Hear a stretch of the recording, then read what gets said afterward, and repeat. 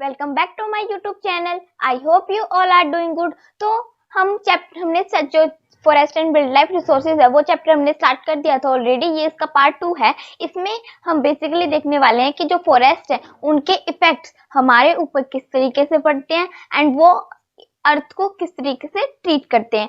Basically जो हमारा first part था उसका एक बार क्विक ओवरव्यू ले लेते हैं कि उसमें हमने क्या पढ़ा। उसमें हमने देखा कि जो फ्लोरा फ्यूना है वो कितनी है हमारी जो इंडिया है उसमें, एंड देन हमने स्पीसीज के टाइप्स के बारे में पढ़ा था। तो सबसे पहले नंबर पे आते हैं नॉर्मल स्पीसीज। नॉर्मल स्पीसीज में बेसिकली जैसे कैटल, साल एंड पाइन, ठीक है। तो पाइन एक प्लांट है, तो उस तरीके से ये नॉर्मल स्पीसीज हैं जो अभी एक्सटिंक्ट नहीं हुई है। देन कैटेगरी आती है हमारी वल्नरेबल की। वल्नरेबल ऐसी स्पीसीज हैं जो हैं अर्थ पे, लेकिन वो धीरे धीरे इंडेंजर्ड वाली स्पीसीज में चलती जा रही है। इंडेंजर्ड मतलब उनको जो थोड़ी सी खतरे में आ गई हैं, जो थोड़ी कम हो गई हैं पृथ्वी पे। नेक्स्ट लास्ट पे आते हैं हमारी एक्सटिंक्ट स्पीसीज। एक्सटिंक्ट स्पीसीज जो बिल्कुल खत्म हो गई हैं पृथ्वी पे, वो बिल्कुल बहुत कम रह गई हैं। जो ये इंडेंजर्ड स्पीसीज हैं इसमें जैसे कि ब्लैक बग हो गया, क्रोकोडाइल हो गया। वल्नरेबल में blue ship, acetic elephant and extinct में जैसे एसिटिक चीता, ठीक है। तो चलिए अब हम देखेंगे हिमालयन यू के बारे में। जो हिमालयन यू है वो एक क्या है, मेडिकल प्लांट है। मेडिकल प्लांट क्या होता है, जो जैसे कि कोई आपको बीमारी हो गई है एंड उसको ट्रीट करने के लिए होता है तो वो मेडिकल प्लांट बोलते हैं। तो टेक्सस वेलिचियाना ये एक मेडिकल प्लांट है जो हिमाचल प्रदेश एंड अरुणाचल प्रदेश में फाउंडेड है। इसमें एक केमिकल कंपाउंड पाया जाता है, उसको क्या बोलते हैं, तक्सल एक तरह का केमिकल कंपाउंड है जो इसमें पाया जाता है। एंड वो ये जो ये ट्री की जो बार्क है, देखो ये ट्री है, ठीक है। तो इस ट्री की जो ये बार्क है एंड जो ये बार्क होती है ना, छाल होती है इसकी इस तरीके की, यहाँ पे छाल होती है, वो इसकी जो नीडल्स हैं एंड इसकी जो टहनियां हैं, ट्विग्स हैं एंड इसकी जो जितनी भी जो ये रूट्स है ना, इन सारों से ये केमिकल कंपाउंड एक्सट्रैक्ट होता है। एंड जो ये प्लांट है ना, ये सक्सेसफुली जो ये कैंसर की बीमारी होती है उसको ट्रीट करता है। एंड जो ये ड्रग्स सेलिंग एंटी कैंसर फैल रहा है ना वर्ल्ड में, उसको भी ये ट्रीट यहाँ पे करता है। तो जो ये स्पीसीज हैं ये बहुत ज्यादा ओवरयूज की वजह से क्या आ गई है, बहुत ज्यादा खतरे में ये आ गई है। Next, effect of destruction of forest. अब एक आप सिंपल सी बात देखो, जैसे हम फॉरेस्ट को क्या कर रहे हैं, डिस्ट्रक्ट कर रहे हैं। तो अब भाई हम फॉरेस्ट को नुकसान पहुंचा रहे हैं तो इसका मतलब एक साइड से तो कुछ नहीं होता है, दूसरी साइड से भी कुछ ना कुछ तो होगा ही। जिस तरीके से हम उनको नुकसान पहुंचाते हैं ना, वो भी हमें नुकसान पहुंचाते हैं। तो उसके क्या क्या किस तरीके से वो हमें नुकसान पहुंचाते हैं, तो वो हम अब देखने वाले हैं। Effects of destruction of forest. Number 1, loss of cultural diversity. अब ये क्या होता है भाई, देखो जो ट्राइबल पॉपुलेशन है वो मेनली किस पर डिपेंडेंट है, फॉरेस्ट पे डिपेंडेंट है। एंड किस पे डिपेंडेंट है, वाइल्ड लाइफ पे वो डिपेंडेंट है। तो मेनली जो ये ट्राइबल पॉपुलेशन है ना, अब क्या है, टेक्नोलॉजी आ गई है तो बहुत ज्यादा क्या हो रहा है, हम टेक्नोलॉजी पे डिपेंडेंट होने के लिए हम फॉरेस्ट को कट कर रहे हैं, वाइल्ड लाइफ का यूज कर रहे हैं बहुत ज्यादा। तो इससे क्या हो गया है, इससे जो ट्राइबल पॉपुलेशन है वो थोड़ी सी पुअर हो गई है। पुअर होने के कारण उसकी बहुत ज्यादा कमी यहाँ पे होने लग गई है। Next 2, effect on woman. अगर हम गरीबी की में बात करें कि पुअर्टी में अगर हम बात करें तो वुमन जो है वो मैन से ज्यादा अफेक्ट होती है। कैसे अफेक्ट होती है, जो वुमन है वो फ्यूल को, फॉडर को एंड वाटर को कलेक्शन में, इसमें सबसे मेजर रिस्पॉन्सिबिलिटी वो कैरी करती है। यहाँ पे समटाइम्स क्या होता है, अब उनके काम की अगर हम बात करें तो वो रिसोर्सेज को कलेक्ट करने के लिए 10 किलोमीटर से भी ज्यादा वो क्या करती है, काम करती है, वो चलती है, ठीक है। कितने, 10 किलोमीटर से भी ज्यादा वो काम करती है।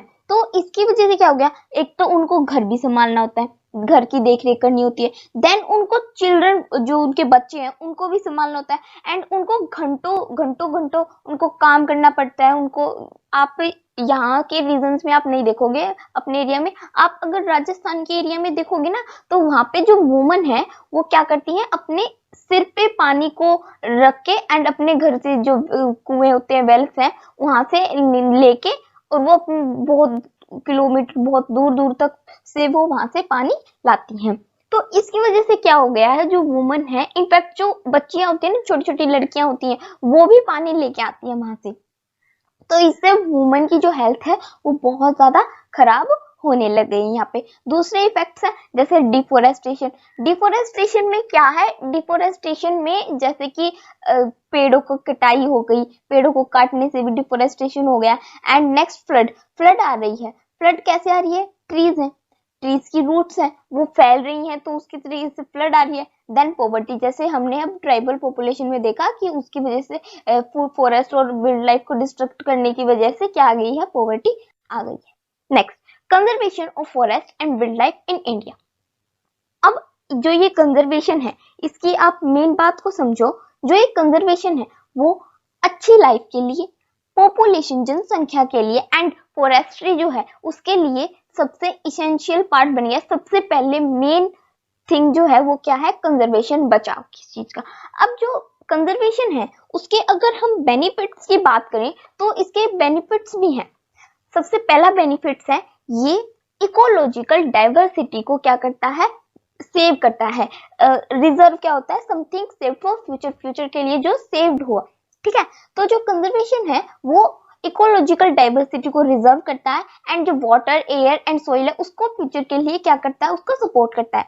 Next, it also preserves the genetic diversity of plants and animals for better growth of species and breeding। अब यहाँ पे आप एक वर्ड देख रहे हो, जेनेटिक डाइवर्सिटी। जेनेटिक डाइवर्सिटी क्या होता है, जैसे कि जो जेनेटिक कैरेक्टरिस्टिक्स होती है ना उनमें डिफरेंशिएशन आ जाए, कलर की वजह से, सेक्स की वजह से, इसके उससे, तो ये जेनेटिक डाइवर्सिटी होता है, अलग अलग डिफरेंशिएशन आना इनमें, ठीक है।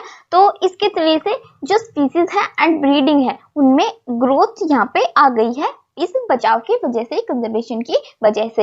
एग्जांपल देखते हैं हम, जो एग्रीकल्चर है वो स्टिल किस पे, क्रॉप वेराइटीज, जो अलग अलग जो क्रॉप, पुरानी जो क्रॉप वेराइटीज है उस पे स्टिल डिपेंडेंट है। एंड जो फिशर्स है वो एक्वेटिक बायोडाइवर्सिटी पे क्या है, डिपेंडेंट है। एक्वेटिक बायोडाइवर्सिटी मतलब जो जलीय जैव विविधता, बायोडाइवर्सिटी हम आगे पढ़ने वाले हैं क्या होता है ये बायोडाइवर्सिटी, ठीक है। तो एक्वेटिक जो है पानी वाले सिस्टम होता है ना, यहाँ पे इसको मेंटेन रखने के लिए फिशर्स जो है वो हेवीली इस पे डिपेंडेंट है। नेक्स्ट, अब हम देखेंगे इंडिया में कंजर्वेशन के भी मेथड्स होते हैं। सबसे पहले wild life protection act in 1972। 1972 में वाइल्ड लाइफ प्रोटेक्शन एक्ट हुआ था, उसमें क्या हुआ था वो अब हम देखेंगे। देखो, जो वाइल्ड लाइफ है उनको प्रोटेक्ट करने के लिए बहुत सारे प्रोविजन डाले हैं, बहुत सारे ऐसे फंडे डाले हैं, ठीक है। क्या किया है, एक जो इंडिया है उसमें सबसे पहले क्या होगी, एक लिस्ट बना दी गई है ताकि जो जितने भी जो ये जो स्पीसीज हैं ये जो खतरे में आ रही हैं कि उनको बचाना बहुत ज्यादा जरूरी है। तो उसको बचाने के लिए यहाँ पे इंडिया जो है वो लिस्ट बना रहा है कि इनको बहुत जल्दी जल्दी प्रोटेक्ट करने की इनको जरूरत है, तो ये पब्लिश हो गया है इस एक्ट में। नेक्स्ट, जो दूसरी जो इंडेंजर्ड स्पीसीज हैं जो खतरे में आ गई हैं उनको प्रोटेक्ट करने के लिए क्या गया है, हंटिंग एंड ट्रेडिंग, इनको क्या कर दिया गया है, बिल्कुल बैन कर दिया गया है। Hunting is illegal in Wildlife Protection Act 1972, that means in India। WPA of 1980s and 1986, इसमें क्या हुआ है, 1980 से लेके 1986 के बीच में जो ये प्रोटेक्टेड स्पीसीज है ना इसकी लिस्ट में कुछ एडिशन भी हुआ है, जैसे 100 butterflies, moths, battles and 1 dragon fly भी इसमें लिस्ट में इंक्लूड की गई है। 1991 में पहले क्या था, 1991 से पहले प्लांट्स को ऐड नहीं किया था इसमें, लेकिन 1991 में फर्स्ट टाइम 6 स्पीसीज प्लांट की भी इसमें क्या की गई थी, ऐड की गई थी। नेक्स्ट, अब यहाँ पे आपको 3 टर्म्स दिख रही हैं, wild life sanctuary, biosphere reserve and national park. इसमें आप बेसिकली देखोगे कि ये क्या होती है, जो ये गवर्नमेंट है ना, अब क्या है, अब आप पढ़ोगे कि जो गवर्नमेंट है उन्होंने क्या सिस्टम किया जिससे जो वाइल्ड लाइफ सेंचुरी, जो जितनी भी जो हमारी जो वाइल्ड लाइफ है एंड जो रिजर्व है, ये इनमें थोड़ा सा सुधार आया है। तो सबसे पहले है वाइल्ड लाइफ सेंचुरी की अगर हम बात करते हैं तो वाइल्ड लाइफ सेंचुरी जो है, पहले हम गवर्नमेंट के पढ़ेंगे, देन हम कम्युनिटीज के बारे में पढ़ेंगे उन्होंने क्या स्टेप्स लिए इसको एस्टेब्लिश करने के लिए। प्रोटेक्टिव इंस्टीट्यूशंस होते हैं जो अलग अलग स्टेप्स लेना इनको बचाने के लिए। वाइल्ड लाइफ सेंचुरी, जो वाइल्ड लाइफ सेंचुरी है वो नेचुरल है, गवर्नमेंट के द्वारा ये आउट की गई है, इसमें थोड़ी कम रेस्ट्रिक्शंस है, थोड़ी सी जो वाइल्ड लाइफ सेंचुरी है उन पे कम रेस्ट्रिक्शंस है। इंडिया के पास 566 है। नेक्स्ट बायोस्फीयर रिजर्व, जो बायोस्फीयर रिजर्व है ना, वो उसमें लैंड का रिजर्व एरिया, जो बचा हुआ एरिया है ना, वो यहाँ पे इस्टेब्लिश किया गया है, गवर्नमेंट के द्वारा इस्टेब्लिश किया गया है, ताकि जितना भी जो हमारा इन्वायरमेंट है ना, जितना भी इन्वायरमेंट है उसको प्रोटेक्ट किया जा सके। इसमें ठीक ठाक रेस्ट्रिक्शंस हैं एंड इंडिया के पास कितनी है, 18 है उनमें से। नेक्स्ट हम बात करते हैं नेशनल पार्क की। जो नेशनल पार्क है वो लैंड का सबसे लार्जर पार्ट जो है वो कवर करता है, बहुत ज्यादा रेस्ट्रिक्शंस है इसमें, इंडिया के पास 104 है उनमें से। नेक्स्ट कुछ जो स्पेसिफिक एनिमल्स है ना, जो मतलब बहुत इंपॉर्टेंट है, उनके लिए भी कुछ प्रोजेक्ट्स जो हैं वो इस्टेब्लिश किए हैं। सबसे पहले है द टाइगर, इसके लिए जो टाइगर है उनके लिए भी बचाव के लिए भी प्रोजेक्ट जो है वो लॉन्च किए हैं। Then one horn rhinoceros, Kashmir का एक स्टैग है, उसके लिए भी किया है प्रोजेक्ट लॉन्च। एंड देन अलग अलग तरह के क्रोकोडाइल्स के टाइप्स जो हैं वो लॉन्च किए हैं। देन एशिया का जो लायन है उसके लिए प्रोजेक्ट लॉन्च किए हैं। देन इंडियन का elephant, black bug, great Indian bustard and than snow leopard. Snow leopard जो है इनके लिए सब जो हंटिंग है एंड ट्रेड है थ्रू आउट इंडिया में, उसके लिए प्रोटेक्शन जो है वो बैन कर दी गई है, बिल्कुल इलीगल है। नेक्स्ट प्रोजेक्ट टाइगर, ये आपके एनसीईआरटी में गिवन है तो मैं आपको बता देती हूँ। जो टाइगर है वो सबसे जो एनिमल का जो वेब है, जैसे जितना भी जो एनिमल वेब है ना, उसका सबसे मेन है, one of the key role ये प्ले करता है। 1973 में जो अथॉरिटीज थी ना, उन्होंने रियलाइज किया कि 1827 से जो टाइगर की जो पॉपुलेशन है वो कम हो गई है बहुत ज्यादा। 55,000 का उन्होंने एस्टिमेट लगाया ऑल ओवर सेंचुरी में, तो 55,000 उन्होंने एस्टिमेट लगाया। तो जो टाइगर है उनके लिए बहुत ज्यादा खतरे हैं यहाँ पे। सबसे पहले है poaching for trade shrinking habitat. Habitat के लिए क्या किया जा रहा है, पोचिंग की जा रही है। पोचिंग होता है एनिमल्स को किल करना, दैट मीन्स टाइगर को किल किया जा रहा है। एंड जो प्रे बेस्ड स्पीसीज है उनमें बहुत ज्यादा कमी आ गई है। एंड जो ह्यूमन पॉपुलेशन है उसकी ग्रोथ की वजह से भी यहाँ पे जो टाइगर है उनको थ्रेट्स बहुत ज्यादा झेलना पड़ रहा है। देन टाइगर की स्किन जो है उनकी उसकी ट्रेडिंग हो रही है। एंड देन जो बोन्स है ट्रेडिशनल मेडिसिन के लिए उनके यूज किया जा रहा है। स्पेशली जो एशियन कंट्रीज है ना, उसमें जो टाइगर पॉपुलेशन है वो खत्म ही हो गई है, एकदम से खत्म, बिल्कुल गायब ही हो गई है। इंडिया एंड नेपाल जो है वो पोचर्स के लिए एक बहुत बड़े टाइगर टारगेट बने। एंड जो प्रोजेक्ट टाइगर है वो वाइल्ड लाइफ कंपेनियंस का सबसे पूरे वर्ल्ड में 1973 में लॉन्च हुआ। क्या हुआ, बहुत अच्छा पब्लिश्ड वाइल्ड लाइफ कंपेनियन ये माना गया। Next major tiger reserve in India. कुछ जो मेजर टाइगर रिजर्व हैं इंडिया में, Corbett National park in UK, Uttarakhand में एक नेशनल पार्क है, क्या है, कॉर्बेट नेशनल पार्क, ये टाइगर रिजर्व है इंडिया का। Next Manas tiger reserve Assam में है, पेरियार केरला में, Sariska wildlife sanctuary that is in Rajasthan, Sundarban national park in West Bengal. Types of distribution of forest and wildlife resources. अब हम देखेंगे जो forest and wildlife resources है ना, वहां पे जो टाइप्स हैं वो देखेंगे अब हम, ठीक है।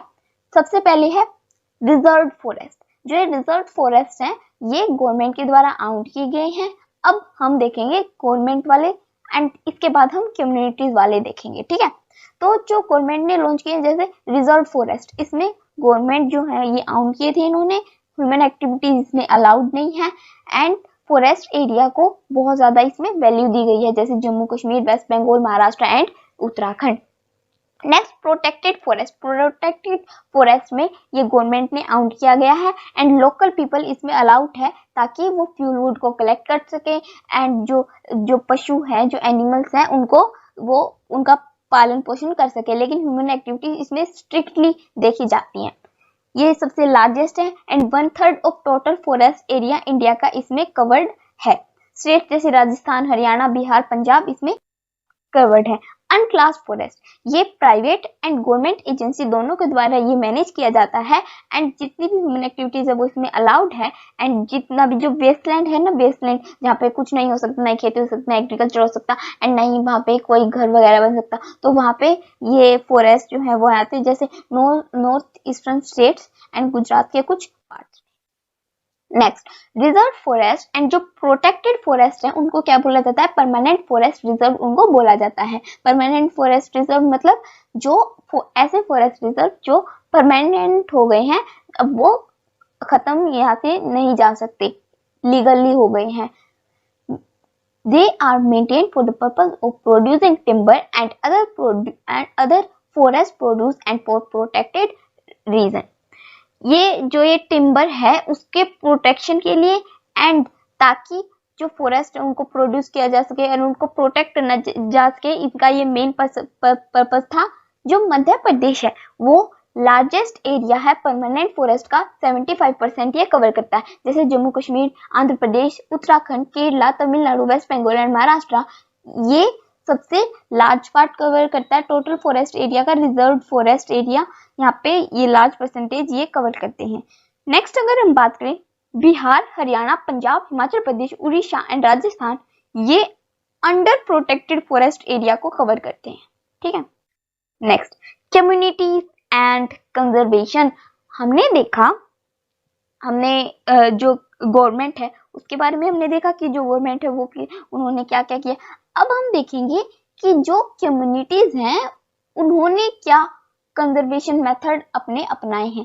सबसे पहले है Sariska tiger reserve, this is not Sarika, this is Sariska, ठीक है। सारिस्का टाइगर रिजर्व राजस्थान, इसमें क्या है, इसमें विलेजर्स ने जो VPA के द्वारा जो माइनिंग हो रही है ना उसके अगेंस्ट इन्होंने लड़ाई की। बहुत सारे विलेजर्स जो हैं उन्होंने खुद ही प्रोटेक्टेड हैबिटेट्स उनको मान लिया एंड उन्होंने अब गवर्नमेंट इन्वॉल्व, अब वो ये नहीं, उन्होंने जो गवर्नमेंट जो उनमें योगदान दे रही थी ना, इन्वॉल्वमेंट कर रही थी, वो उन्होंने क्लियरली रिजेक्ट कर दिया। इम्प्लिसिटी होता है क्लियरली।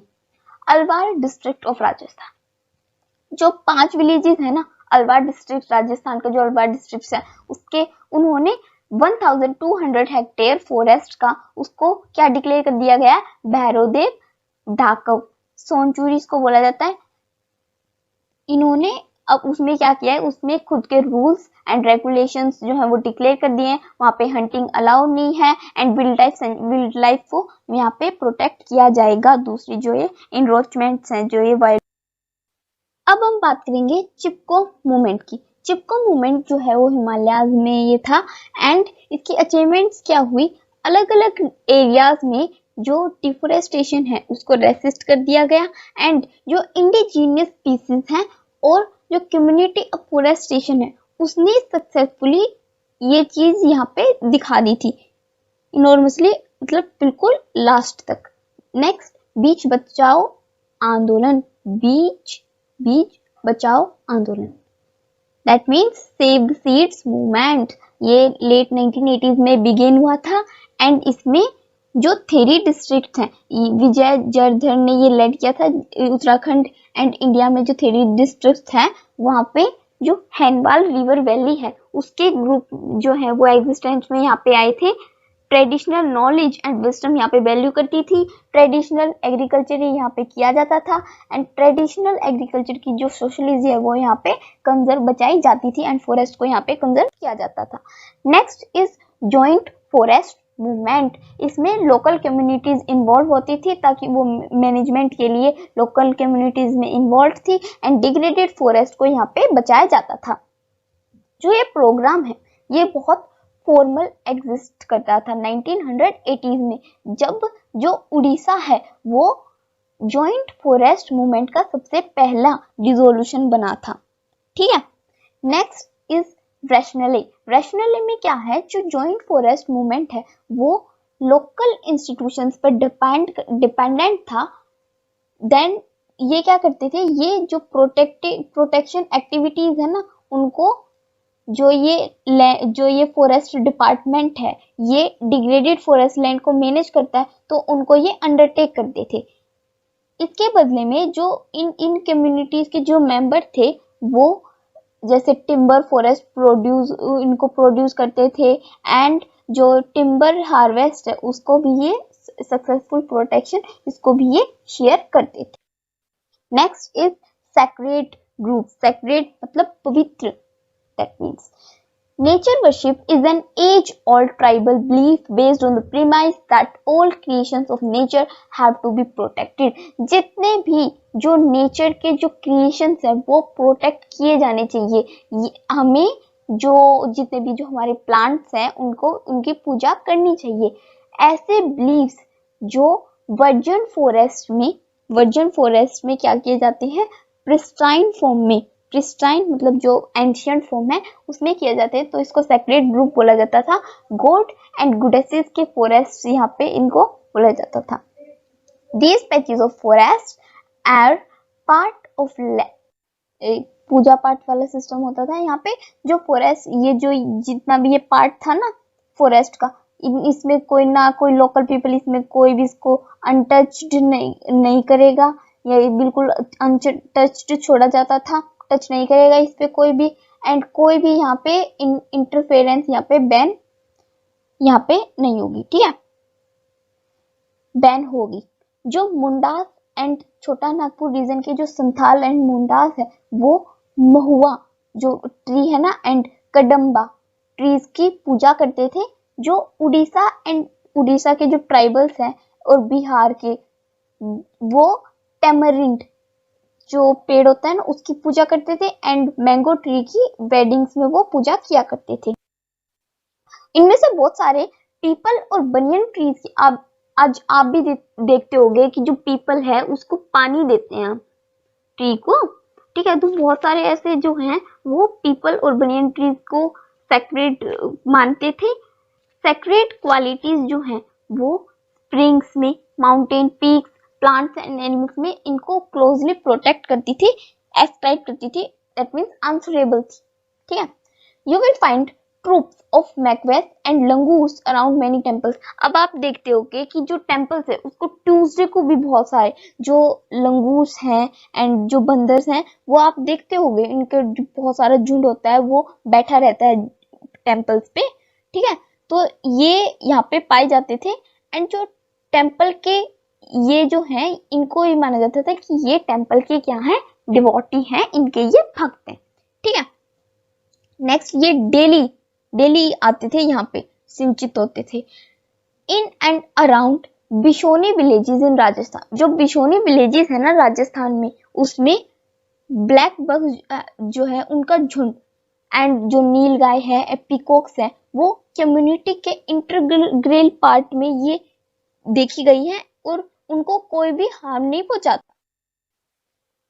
ये जो लेसन है ये क्लियरली हमें बताता है both environmental destruction and reconstruction in India is that local communities everywhere involved in some kind of natural resource management. That means जो local communities हैं वो हर जगह ही environmental degradation से लेके and India में जो reconstruction है वहां तक ये अपना involvement दिखाते हैं। ठीक है, लेकिन स्टिल जो लोकल कम्युनिटीज हैं वो डिसीजन मेकिंग में सेंटर स्टेज पे हैं, अहम स्थान वो निभाती हैं। एक्सेप्ट ओनली जो भी एक्टिविटीज हैं और डेवलपमेंट एक्टिविटीज हैं जो people centric activities, friendly and economically rewarding, उन एक्टिविटीज को यहाँ पे छोड़ के। That's all, your chapter is finish. I hope आपको समझ में आया होगा। अगर आपको समझ में आया प्लीज इसको लाइक करें, शेयर करें एंड सब्सक्राइब करें। ये जो नोट्स हैं ये इनफ है। एंड आप मेरे को कमेंट सेक्शन में ये बताना कि आपको गवर्नमेंट वाले जो प्रोटेक्शन एक्ट है वो अच्छे लगे या फिर आपको कम्युनिटीज वाले अच्छे लगे। ठीक है, थैंक यू फॉर वॉचिंग।